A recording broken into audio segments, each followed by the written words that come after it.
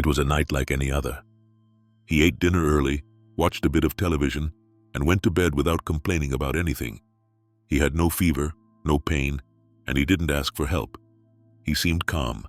He even smiled before closing his eyes. But at dawn, he didn't wake up. His wife was the first to notice. At first, she thought he was still asleep, but something about the silence in the room felt different. His body was no longer breathing, and within minutes, their home went from rest to despair. He was 71 years old, and although his death seemed peaceful, with almost no suffering, those who loved him asked themselves the same question. How did we not see it coming? And maybe that's the question that brings you here today. Because the truth is that many deaths in older adults don't happen suddenly, as we believe. They happen in silence. They build up night after night through habits that seem harmless, but over time cut years off your life, damage organs, and weaken the heart without anyone noticing. He didn't wake up, they said, but maybe his body had been asking for help for months. And now I want to ask you something. How many of these habits do you do every night without thinking? What if your routine is stealing years from your life, little by little, without you realizing it? Sleeping is not simply closing your eyes. Sleeping poorly, or sleeping with certain mistakes, can be one of the most silent ways to get sick. That's why today we're going to talk about 4 nighttime habits that many people over 60, 70, or even 80 repeat night after night, without knowing they could be putting their hearts, their brains, and their lives at risk. But this isn't to alarm you. This video exists so you can sleep better, more consciously, and more carefully, so that if you have parents or grandparents, you can protect them in time. So you know which details to watch out for, and above all, how to change them without medication or great effort. Stay until the end. Because the 4th habit is the most common of all, the one almost no one corrects, and unfortunately, the one that has cut the most lives short without anyone knowing it. Dangerous habit number 1, eating dinner late and heavily. Don Alfredo had a habit. He ate dinner late. Every night, after watching his favorite programs, he would go to the kitchen. He would serve himself a hot soup, 2 slices of bread, sometimes a bit of cheese, and pair it with a glass of wine. It was his moment of peace. That way I sleep better, he used to say. But one night, after that same routine, he did not wake up again. The autopsy showed no massive heart attack, nor a stroke. It was something more subtle, a combination of high nighttime blood pressure, silent reflux, and a digestive system that could no longer process food as before. His body was exhausted, but no one had noticed. From age 60 or 70 onward, the digestive system changes profoundly. Gastric juices decrease, intestinal movements slow down, and what used to be digested in 2 hours can now take 5 or 6. When an older person eats a late, heavy dinner, their body doesn't have enough time to digest before going to bed. Instead of resting, the body keeps working. The stomach produces more acid. Blood flows to the digestive system instead of relaxing. Blood pressure goes up. And if that person lies down immediately, acid can rise up the esophagus, causing silent reflux, even while sleeping. What many people don't know is that reflux doesn't always cause a burning sensation. Sometimes it manifests as a dry cough in the early morning, sudden sweats, or micro-awakenings that disrupt the heart's rhythm. In the long run, this nightly pattern wears down the heart, irritates the nervous system, and triggers inflammatory processes that accelerate aging. Has it ever happened to you that you wake up in the middle of the night with your heart racing? Or that you wake up more tired than when you went to bed? It might not be stress. It could be your dinner talking to you from the inside. Here are some warning signs you should pay attention to. Heartburn or burning sensation at night or upon waking. Excessive sweating at dawn with no apparent cause. Nighttime palpitations or the feeling of jolts while sleeping. Waking up with a bitter or dry mouth. Urgent need to go to the bathroom during the night. All of that may be linked to a heavy or late dinner. The good news is that it's easy to correct. Here are some recommendations that really make a difference after age 60. Eat dinner at least 3 hours before going to bed. Avoid foods rich in fats, spicy seasonings, fried foods, cured meats, or sugars. Opt for mild, easy-to-digest dishes. A pumpkin cream, rice with vegetables, hard-boiled egg with toast, natural yogurt with oats. If you feel hungry before going to sleep, choose something very light. A warm infusion, a whole grain cracker, or half a ripe banana. And something very important, don't go to bed right after eating. Walk around a bit, read, talk. Give your body time to digest before resting. Sleeping should be an act of recovery, not of internal struggle. If you eat late, you force your body to fight while you're trying to rest. And sooner or later, that struggle can take its toll. Remember, the heart also sleeps better when the stomach is calm. Dangerous habit number 2, drinking too many liquids before bed. Elena was always cold. Even if the house was at 20 degrees, she kept saying she needed another blanket. Ever since my hip surgery, I don't warm up the same, she would repeat. Every night she'd wrap herself in 3 thick blankets, turn on the room heater, and close the door tightly so no heat could escape.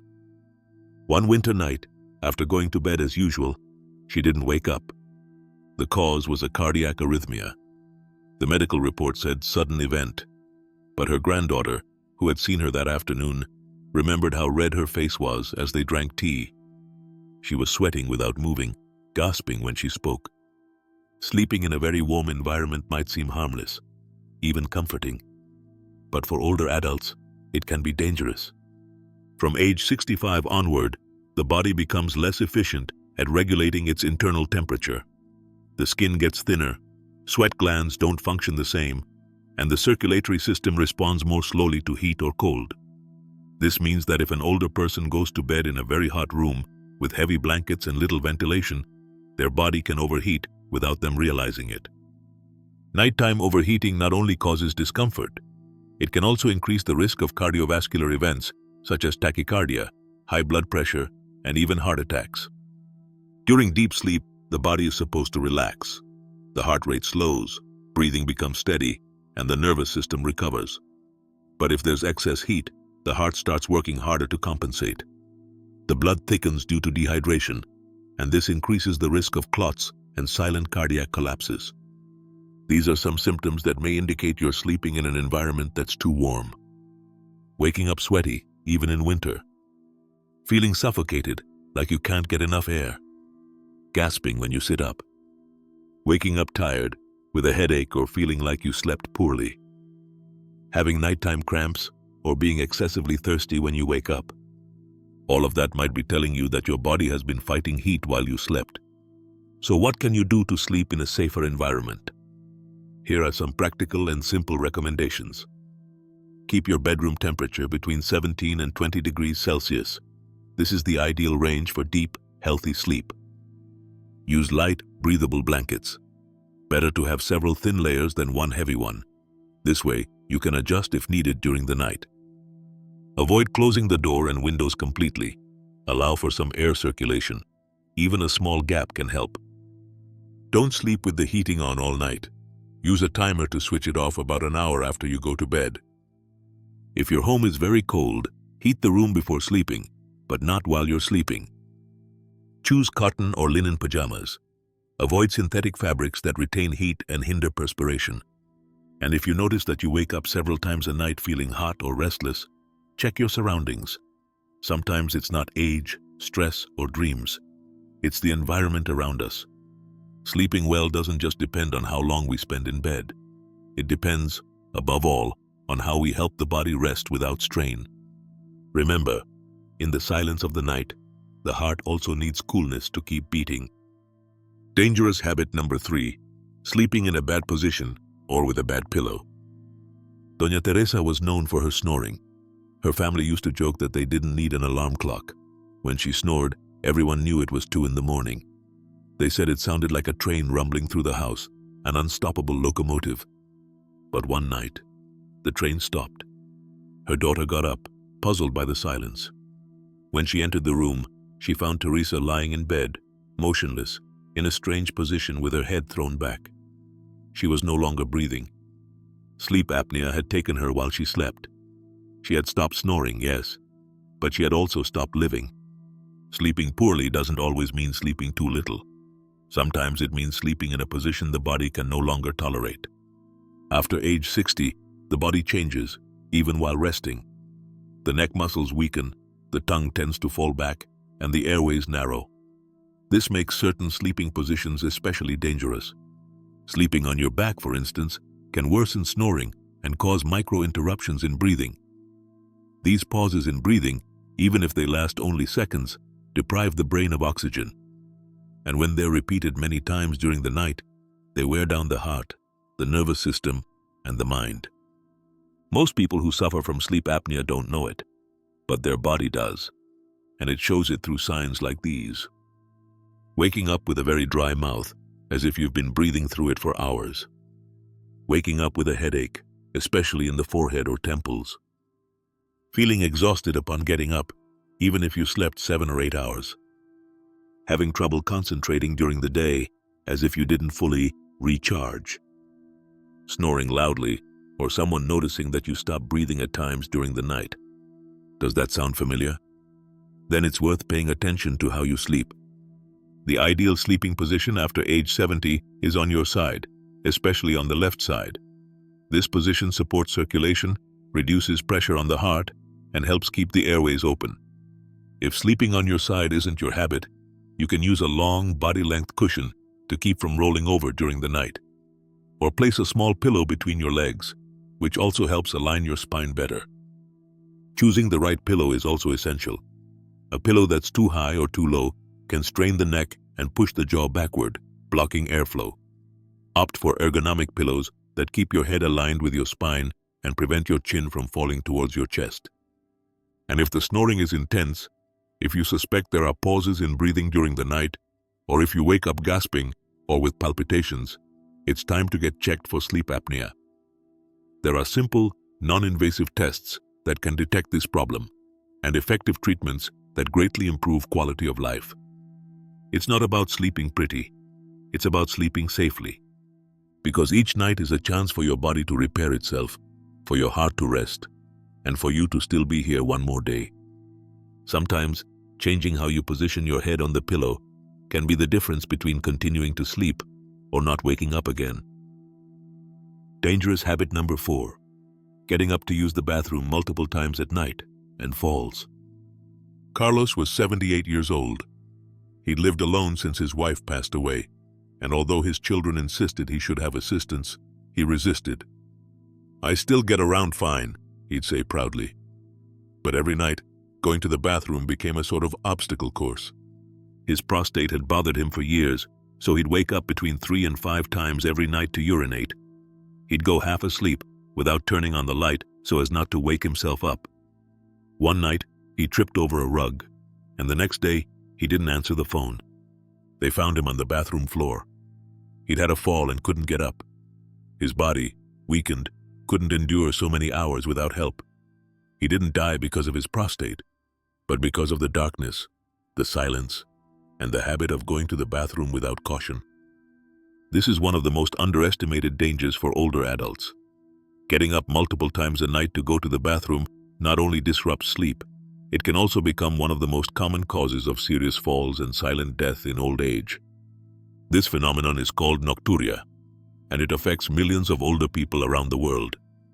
In youth, the body produces a hormone called vasopressin that allows us to sleep through the night without needing to urinate.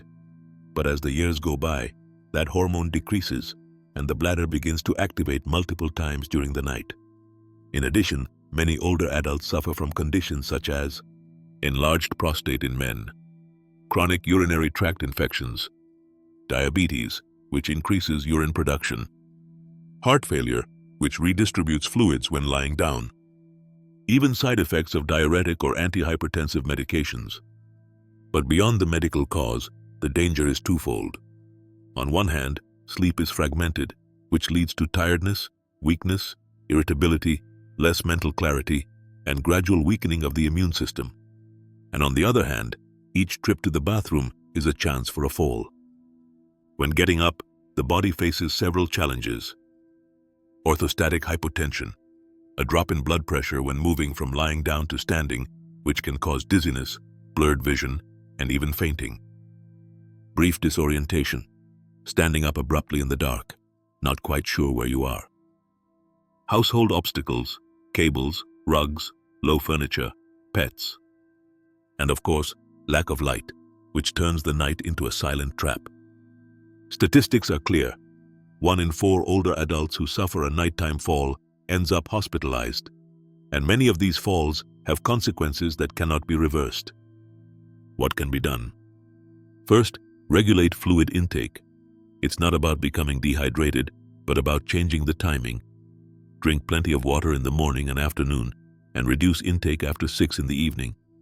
Second, create a safe environment at night. Install night lights or motion sensor lights. Remove loose rugs and unnecessary obstacles. Leave a clear, familiar path to the bathroom. Keep non-slip shoes by the bed. And if needed, use a bedside commode in the bedroom. Third, consult your doctor. Nocturia can be a symptom of a bigger issue. A urological exam, a medication review, or even a blood sugar test can reveal problems that have a solution. Fourth, watch out for signs such as frequent urination day and night, excessive thirst, even during the night, persistent fatigue during the day, recent falls or stumbles. Remember, nighttime sleep doesn't just restore the body, it protects it. And every time the body is forced to interrupt it, it loses a bit of that protection. Carlos didn't die because he went to the bathroom. He died because he didn't realize that routine was a risk. And like him, thousands more die every year. If you or someone you love gets up more than twice a night to urinate, don't take it as normal. Pay attention, get it checked, and above all, be careful. Because sometimes, the danger isn't in what we do wrong, but in what we do every night, without noticing. The invisible detail, when the body disconnects in silence. He died peacefully in his sleep. That phrase, which is often said with relief, hides a more complex nuance. Because yes, dying in one's sleep seems like a painless goodbye. But the truth is that it's not always as peaceful as we think. The human body doesn't typically switch off like a light. It does so in stages. First, it stops regulating temperature precisely. Then, blood pressure starts to fluctuate. The heartbeat becomes irregular. And finally, breathing can become shallow until it stops. And often, that process begins before sleep arrives. It's slow, silent, invisible. The appetite stops, but we attribute it to tiredness. Sleep gets interrupted, but we think it's just age. Small confusions appear, but we dismiss them as the usual in old age. And thus, the person we love enters a subtle decline in which their body gradually lets go of small functions, without yelling, without making a scene. But not always without pain. Because even though death may catch us in the middle of sleep, nighttime isn't a guarantee of peace if the body has been suffering in silence for months. Talking about nighttime habits isn't an obsession with details. It's an invitation to see the invisible. To understand that night is one of the moments of greatest physical and neurological vulnerability in old age. When we sleep, the immune system lowers its guard. The heart slows down. Breathing becomes slower. And if the body is already fragile, the night becomes the place where everything can fail without anyone noticing. That's why it's not just about preventing sudden death. It's about caring for the quality of life you have each night. Sleeping deeply, without disruptions. Breathing well. Waking up clear-headed, not foggy. And above all, giving the body a real chance to recover while sleeping. Some people think that as the years go by, sleeping is less important, that there's not as much to repair anymore. But the opposite is true. Between 60 and 90 years old, sleep is one of the main pillars of longevity, and also one of the most overlooked. Because when we sleep well, the heart beats more steadily. When we sleep well, the brain clears out accumulated toxins. When we sleep well, cells regenerate, blood pressure regulates, inflammation is reduced. Sleeping is not a luxury. It's the last sacred territory of health that many older people can still protect. And that's why neglecting it is so serious. It can not only shorten life, it can steal clarity, energy, memory, and willpower day by day. So if you're watching this video, maybe it's not just for you. Maybe it's for that father who's been sleeping poorly for months, for that grandmother who always says she's tired, or even for you who once woke up gasping without knowing why. Remember this: night is when the body is most vulnerable and when it most deserves our care. And now, I invite you to stay a few minutes longer, because in the final part, we'll share clear, simple, and powerful keys to transform the way we sleep. And with that, extend not just our years of life, but our years with life. What you can do tonight to sleep better and live longer. After everything we've covered, you might be asking yourself, so what do I do with this information? The answer is simple. Start today, tonight. There's no need to change your entire life. All it takes is to make small, conscious decisions that protect your rest for what it is: silent medicine. Here are a few simple yet powerful adjustments. First, have dinner early and light. Give your body at least 3 hours to digest before going to bed. Choose mild foods, rich in easily digestible proteins like steamed fish, broths, or natural yogurt. Avoid fats, sugars, and heavy meals. Your stomach will thank you, and so will your heart. Second, lower the temperature of your bedroom. The ideal sleeping environment is between 18 and 20 degrees. Ventilate your room, use cotton sheets, avoid heavy blankets. And if you can, sleep with the window slightly open to keep the air moving. Third, check how you're sleeping. Do you snore? Do you wake up with a dry mouth or headache? It could be a sign of sleep apnea. Don't ignore it. The ideal position, especially for older adults, is to sleep on your side, preferably on the left side. And if necessary, look for an ergonomic pillow that aligns your neck and spine properly. Fourth, avoid excessive fluids before bed. It's not about dehydrating yourself, but preventing unnecessary nighttime interruptions. Start reducing your water intake from 6 in the evening onward. And if you need to get up more than twice at night to go to the bathroom, talk to your doctor. There could be something more going on. And lastly, take care of your sleep hygiene. Turn off screens at least an hour before bedtime. Avoid stressful news or difficult conversations right before sleep. Opt for a gentle routine, a warm drink, a book, soft lighting. Help your body understand that it's time to rest, not to fight. Because sleeping isn't just about not being awake.